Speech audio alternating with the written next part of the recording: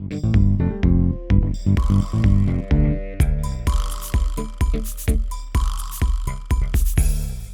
and welcome to our first In Focus Studios TV webisode. I am Jeff Phillips and I have Hunter with Heits Building Services here today. Thank you for coming in, sitting in here today, Hunter. Jeff, thank you. Appreciate it. Yeah. And why don't you just explain briefly what it is that you do? Heits Building Services is a locally owned commercial cleaner.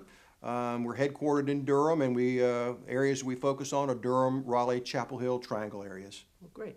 Well, since you're an expert in cleaning, could you give our viewers any type of cleaning tips that you could, Be glad to. One of the most important things in cleaning is to allow the chemical to have dwell time. What I mean by that is you spray it on the surface you want to clean, and then you leave it 5 or 10 minutes. That way you kill all the germs. For instance, in your kitchen, if you're making a chicken dish and you have chicken on your countertop, after you prepare the chicken, you go to clean the countertop, you spray a rag or the countertop and you wipe it right off. You don't kill any germs.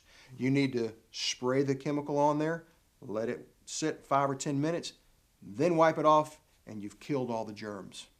That's something that I don't think I practice. It's very important. Yeah. Dwell time. And then what about like the rags? I know you shouldn't clean. Correct. Well, the worst thing in the world is to take the same rag you cleaned the chicken countertop off with, go right to the sink and wash your dishes, because all you've done is transfer the germs from one surface to another. You should use a separate rag. At Heits, we use the multicolored microfiber system, different rags for different jobs.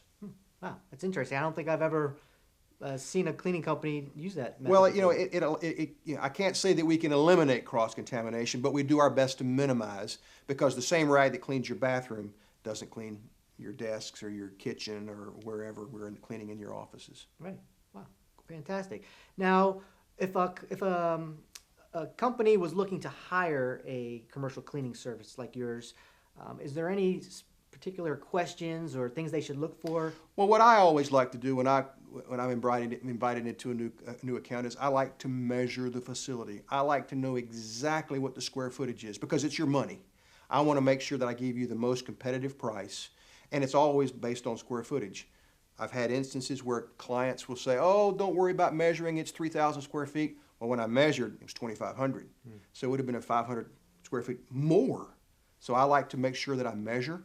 Also, ask for references. That is the most important way that you can really get a sense of how a commercial cleaner does their job. Wow, really good advice there. Thank you from that. I guess the last thing I want to ask you is, what about products? I mean, you hear products with chemicals, then some that are safe where you could pretty much swallow them. I mean, is there a difference? I mean, what do you recommend? Well, chemicals are all over the place. You have really great chemicals. You have really bad chemicals. They're all over the board, but what I would do is make sure you read the label. And when you read the label, make sure you dilute the chemical as per the label. The episode where you see someone filling a mop bucket, glug, glug, glug, glug, glug, glug, that's bad. More chemical is not necessarily good. Actually, it's bad because it leaves a residue on the floor or wherever you're cleaning. Make sure, whatever chemical you're using, to follow the instructions. Okay, fantastic.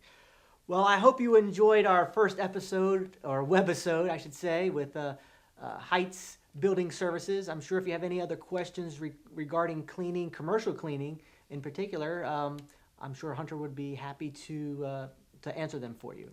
Remember to call the guy with the bow tie and let us bring your cleaning to new heights.